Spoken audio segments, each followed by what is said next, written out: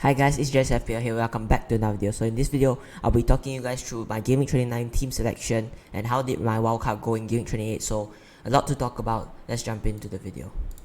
So in Game Week 28 so far, I scored a total of 52 points and it wasn't really the best game week. There were a lot of pretty obvious players that could have that scored a lot high points, and one of those were Rhys James and Phil Coutinho. So these players, they did score a lot of points. There were a lot of high scoring, Fraser for example, and these players were pretty obvious before this game week that they were good options, but I didn't go for them, and especially Rhys James. I was considering him and Rudiger. Rhys James was the more risky pick, and Rudiger was the safer pick, because if long term I would look to Rudiger, because Rhys James just came back from a really bad injury and he still wasn't, we wasn't sure that he would play. He did get a couple of minutes in the Carabao Cup last time and we didn't know, and he ended up scoring goals, assists, clean sheet, 18 points, maximum bonus points. It was just a great performance from him, and I think he did punish a lot of people who didn't have him. But I did have Rudiger, and Chelsea managed to get the clean sheet. At the start of before Game 28, I did thought that Burnley with Weghorst, the new signing, he was going to cause a lot of trouble for that Chelsea defense, and he did, but he couldn't just make those chances into goals, and it was really unlucky for Burnley not to score in that game. There were a couple of chances for Burnley to score, and then Jose Sarr, 3 points now. Wolves defense has been shocking. Sarr and Kilman, they both did start. Kilman, I was a bit worried that he might not start with, really Bowley coming back from injury. He might maybe Bruno Lage wants to change the formation up a bit, because the Wolves have been struggling recently, but he didn't, and he did stick with his normal back line, and I think that back line did really poor, especially when Crystal Palace just tore them apart. Crystal Palace attack wasn't the best this season, but at sometimes they did prove that their attack is really dangerous, and I think that if one of the Wolves defenders was to get rotated, I think it'll be Saiss. Saiss didn't play really well. I mean, all the defenses didn't play really well that game. So hopefully this game against Watford, I think it's tonight for me. Hopefully Wolves at least can get a clean sheet, or don't concede 3 goals to teams like these. And I think that Wolves defense are like Tottenham. Tottenham at some point of the season, they play really well. Sometimes they just switch off. So hopefully they can get the points against Watford. Hopefully get a clean sheet. Watford's attack, you could say, it's quite good, as they did score 2 goals against Arsenal. Next year is Trent, and Trent, 12 points. Another brilliant performance from an assist and a clean sheet. It was just really great performance from him. I think I didn't expect this, and I did make a last minute decision to bench Tierney and to start Trent, because I did have Livramento over White, and I was eventually going to start Livramento, but at the last minute I thought White to come in, because they do double this in Game 29 and they do play in Game 30 as well. Trent, I think it was a great choice to play him. A lot of people kept him on his bench, because that West Ham fixture, you could say, it was a tough one. It was a massive game for Liverpool in the title race. They had, if they won that game, 3 points gap between them and City. And I think that was a really good win for them.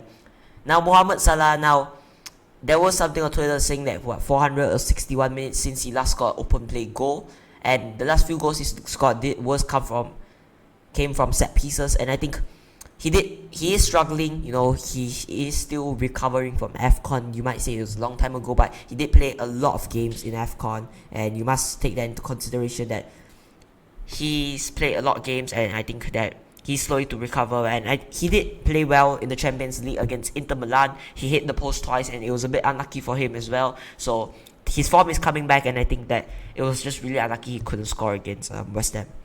And next year, the most disappointing one, Mason Mount. Now, I did say on Twitter before the game week, and no matter my rank, I'll be fine and just enjoy FPL as how it's supposed to be played. And I captained Mount with the understanding that he either does really well, like he usually does, or he just does really bad. This is the type of player that Mount is. Either one game week he just scores 15, 14 points, and then one game week he just blanks. And he is that kind of player. Mount at one point of this season, he's scoring hat tricks against Norwich, scoring a lot of goals, and I did understand that Mount was the risky choice. And I'm not disappointed in Mason Mount. He has one fixture against Norwich. I'm going to say this, I think he's not going to start in that game, but he could get a couple of minutes and probably get a goal. Hopefully he does. And I think that I did understand that he would have a very high chance of blanking. And I'm not really mad because it was a punt. And, you have to understand when you take a punt, there is always a chance for you to get this let down. And he did let me down, but still, I don't blame him. This is FPL. Not every week it will go your way, and I believe that it did affect my rank, but still, I'm happy what he's managed to produce. Hopefully, hope for the best against Norwich. Tonight, his fixture against Norwich. Let's hope for the best, and let's see what happens. Next year is Rafinha, and again, another very disappointing player not to get a return. That Leicester defense was just bad. Okay. Rafinha, he had a really good opportunity to score, but I don't know how in the world he missed that chance. It was just really unlucky. I could say not unlucky, but still, he was. Leeds are looking slightly better under the new manager, and hopefully against Aston Villa tonight, they will manage to get something. Aston Villa, they are in a really great form. Beating team Southampton 4-0 is a great form to be in, and hopefully Rafinha can at least get a chance to score. Next and lastly in my midfield is Willock. 2 points, and again, decisions making did screw me over. Fraser, he did manage to get goals, assists. It was just so disappointing to see, especially in the first 15 minutes of the game. It was just shocking, and Willock didn't get anything out of that Newcastle win, which was kind of disappointing. Yeah, okay, Newcastle only scored 2, but I was expecting him to have a high scoring game. But then he still has one game against Southampton, and we're gonna hope for the best that he managed to get something out of that Southampton game. Southampton just conceded 4 goals to Aston Villa. Newcastle could take advantage of that and hopefully do the same to Southampton. Moving on to the forwards, and it's the Southampton partnership, Trey Adams and Broja. Disappointing, really. At some point of the season, Southampton were drawing against Liverpool, Man City, putting a fight against Liverpool, putting a fight against United, and then suddenly they lose 4-0 to Aston Villa. This was very unexpected to see Southampton lose, and I think that they have one more game, and I think they will start this game because it's been disappointing to see Broja blank blank for a lot of game weeks, and I think the manager of Southampton would want to change the attack up, and if he does, Broja might get rested in the game against Newcastle. Let's see, but they still have one game, and I think that they strongly could get, if Southampton turn up to the Southampton they played. I think that Southampton, this game would be a really, really, really close game, and I think that Trey Adams and Broja would get something out of it.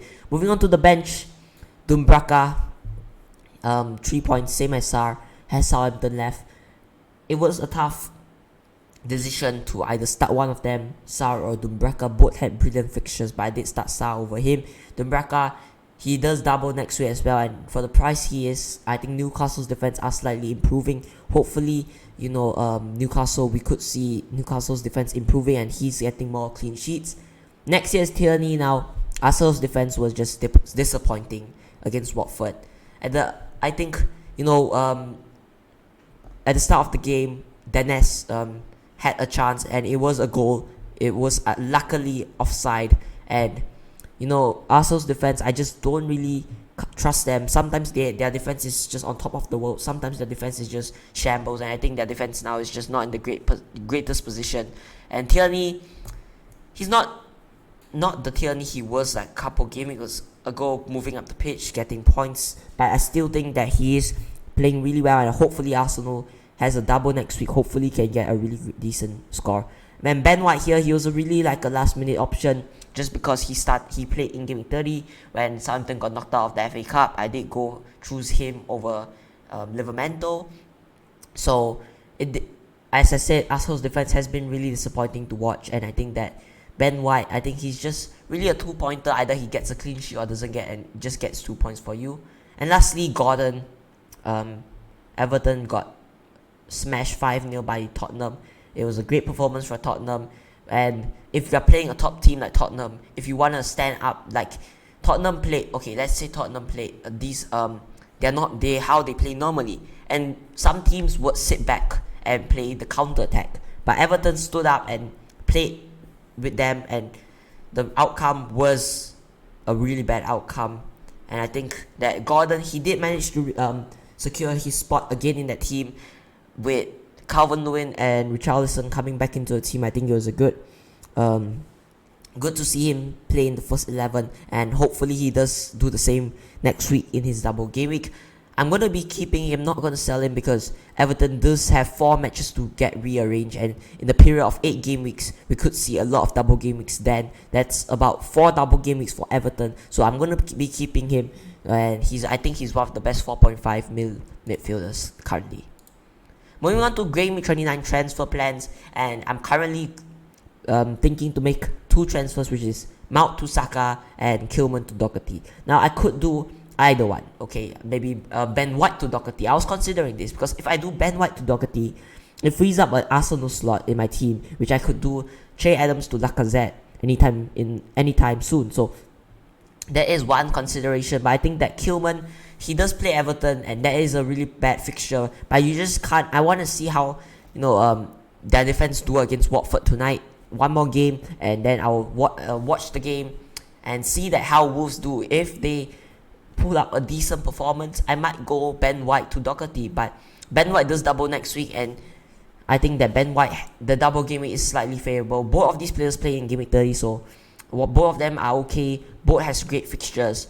I just think that Ben White is a slightly better one because Kilman still has to play Man City, Liverpool in the last few fixtures, so it is some tough fixtures to play. And I think with Wolves, 0 matches to get rearranged, while Arsenal has 2 matches to get rearranged. I just think that Arsenal, with that 2 matches, they could get a lot of double game weeks in the coming weeks, while Wolves don't have any matches to get rearranged, and they might even blank in game week 30, so 33 so I think that Dougherty to Kilman is the perfect guy to take out. I wasn't thinking of this, but when Dougherty just pulled off a exceptional performance, it was just really hard to say no to. And with the double this week as well, it's even better to see Dougherty come in my team. Saka, he's just really playing really well, and if I was to say that one key standout in that Arsenal team, it's just Munda Osaka. He's just 90 minutes, he's nailed on, and he's a really great youngster, has chance to score, he's playing really well, and I think it's not even a question. Mason Mount, I did plan this transfer, and Mason Mount was a punt for that double game week, as to bring in Saka was the plan this week. So I'm going to stick to the plan, and let's jump into the Game Week 29 team selection. So as you can see here, the bench boost is currently active, and I feel like it just makes no sense if you wildcard and don't play a chip. Like sometimes you wildcard into a bench boost, and that's what the plan is here, to wildcard into a bench boost. And I think that I have a decent bench, a slightly very good bench, if Southampton players don't disappoint me. Let's start off with the team selection. So starting off in goal is Dumbraka, plays a double, Chelsea and Everton. Chelsea's attack really strong, but I just had that feeling that one of these games, Newcastle, Dumbraka is going to pull off a really good performance where we get a penalty save, get a lot of saves. And I think that even though he doesn't get doesn't get the clean sheet in both of these games, he has a great opportunity to get 4 points and prove himself, maybe get some penalty saves, maybe get a lot of saves. And the Everton's attack have been poor recently. Not scoring the last 3 games is just disappointing to see for Everton.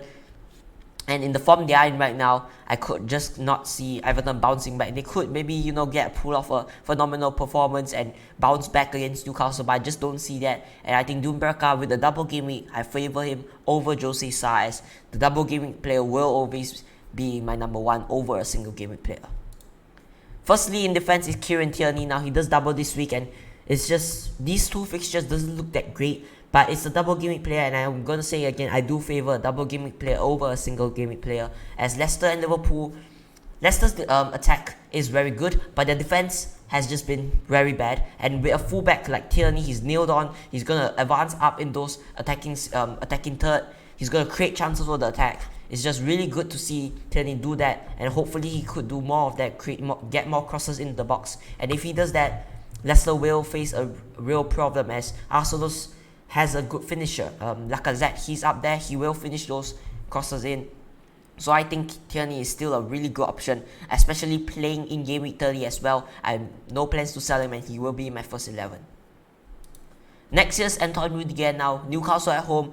Newcastle, yes, their defense has improved, and their attack. Their attack, I think, has been the most improved since Eddie Howe took over. But Chelsea has improved defensively as well. And I could see Chelsea, keeping a clean sheet. You could say they are in a very tough situation. I think the Premier League title is just far away from there. I think it's no chance. But to secure a Europe spot, because Arsenal is coming up, United is there challenging, Tottenham is challenging, West Ham wants it as well. A lot of teams are challenging for Europe, and I think that Chelsea, every game for now, is a really must-win game to at least secure Champions League football next season. They did win, so I think that this is a really crucial game. Newcastle has improved recently, and I think Thomas Tuchel will really want to win this game, especially to put out a test, because Newcastle has improved recently, and I think that it's going to be a close game. But I feel like Rudiger, Chelsea, they're going to keep the clean sheet. With a strong defense, Edouard Mendy in goal, Thiago Silva, Rudiger, these players are on form. I could see a Chelsea clean sheet here. Next year is Trent Alexander-Arnold. Now Trent, we saw what he managed to do in the same single game week, and now it's a double. It's time for him to prove. Brighton away. Brighton is just Brighton, and now it's just, I don't know what to say. They are not in the best form, and I think they are just really bad currently. So I could see a Liverpool clean sheet there. And Arsenal, their attack has improved, but has their defense improved? Their defense are a bit in a tough situation, conceding 2 goals to Watford and letting Watford score in the first few minutes of the game, and luckily it was disallowed. So I could see Liverpool winning Arsenal. It's a tough fixture, but I will say this: Liverpool are in the title race, and I think that every game matters, and they will push for a win against Arsenal. And I think that Liverpool will win Arsenal by a big margin. Maybe I think a 3-1 Liverpool, and I could see Trent getting some assists there. And lastly is Matt Dougherty. Now Dougherty, I talked about him just now. He's just phenomenal. There are questions saying that he might get rotated with Emerson, but if you are the manager of Spurs and you are in his current situation, you have a player who's getting 2 assists, playing really well, and Antonio Conte did say that he did find the solution to his right back position. Saying that, you made a big statement to the press, to the people that are watching Tottenham, watching football. It's a big statement to say, because you say that statement and not like you're gonna bench him, right? So I think that we are gonna see Tottenham. They're fighting for Europe. They are out of the European League, I believe, and I mean the European Conference League. I think they are out of that competition. And I think that their main focus is the Premier League, and their main focus is Champions League football. And I think they at past few game weeks they did pull off a really bad performances against Burnley, but that's the past, and I think they're coming into this game week with a 5-0 win. That's the confidence they have, and I think that with that confidence they will manage to put a fight against United and even Brighton. So United's attack hasn't been really great recently, and I could see a clean sheet there as well.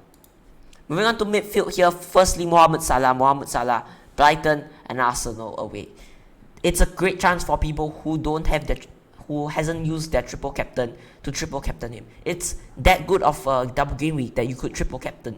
Every double game week for a Liverpool option is just phenomenal. It's a great double game week, no matter who. Even you play Man City and Tottenham, it's a great double game week. So I think this double game week is a good chance for Salah to bounce back from his open play goals. He hasn't scored much, and I think it's time to prove that Mohamed Salah, as I said before, Liverpool are in the title race, and they will want to win every game, and goal difference counts as well. Maybe let's say it comes down to goal difference, Liverpool will want to score a lot of goals, and I think it's a good chance for Salah to score a lot of goals this game week, especially a double game week.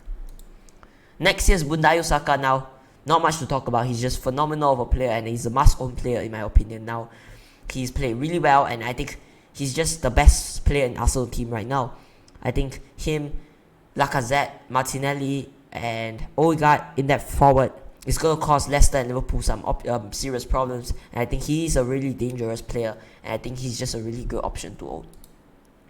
Next is Rafinha. Now, we did see that Leeds' attack and defense has improved slightly under the new manager, and with that statement, I'm going to say this, that Norwich at home is just, again, one of the best fixtures in the league. Norwich at home, Norwich has played really poor recently, and I think with that performance, I could see Rafinha getting a lot of goals. He had a lot of chance to score during that game against Leicester. It was really unfortunate he couldn't get a return. I think this week it's time for him to prove what he is worth under the new manager.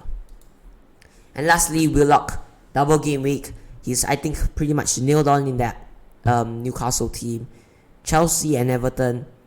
Everton, we saw their defense, it's just been poor. Chelsea's defense has improved. And I think even if it was a single game week, I would keep him, because Everton, the defense, I think one of the worst defense currently in the league, is just really bad. And I think that Willock could take up advantage of that and hopefully get some good goal returns. And firstly in the forwards is Trey Adams. Now Adams, Watford at home. Watford conceded 3 to Arsenal. Their defense is just really, really bad currently, And Southampton hasn't been great recently as well, but I just think that I could see Southampton winning this game, and it's a must-win game for Southampton because they have nothing to play for. Just maybe get a better position higher in the table, and I think that Trey Adams has been in quite decent form to score some goals. And I say this because in the bench boost, I don't look at my bench. I look at 15 of my players, because it's like you are putting 15 players in your first 11 to play. And I think that Trey Adams, every player matters, and I think Trey Adams could cause that Watford defense some trouble. And lastly, Harry Kane. He's just brilliant. Not much to talk about him. If you watch that game, he's dropping deep and making those true passes. I think that's really crucial for us, Tottenham. And I think that he's still the better option than Kwiatkowski and Heung-min Son. I think he's just the better option, and playing slightly more for a more nailed-on player who's likely to get 90 minutes every week and who's playing really well currently. I think Harry Kane is just a really good option. And first on my bench is Jose Sa. Now, one of the reasons I bench boosting is my bench is really strong, of course. And I think Everton's attack has been really bad recently. Hopefully, Wolves can keep a clean sheet. Wolves' defense, at some point of the season, we did see that defense really solid. And I think if they turn up against Everton, I think you could say they are fighting for Europe. And if they are fighting for Europe, they can't continue to drop points and concede goals that simple against lower sides. And I think that Wolves is a must-win game if they want to stand a chance to go to Europe. I think they will take this game seriously, and they will take this game as a really must-win game. So I think Wolves will maybe make a few changes in their tactics, and I think they will come back stronger and come back to the defense they were at the start of the season. Now, first on my bench is Ben White. Double game week, Leicester and Liverpool. Not the best